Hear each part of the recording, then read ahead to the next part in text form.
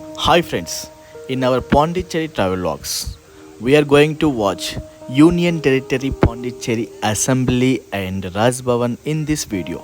Right now I am at Assembly building. We are seeing this building is beautifully decorated by the lightings.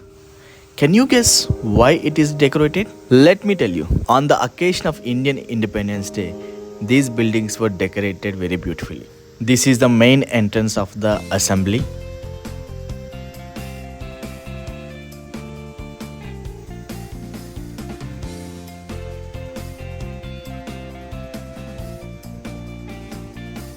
This is Raj Nivas or Raj Bhavan. Raj Nivas or Raj Bhavan is the official residence of the governor. Yes, this is Pondicherry's governor's official residence. Some people calls this building as a governor building also.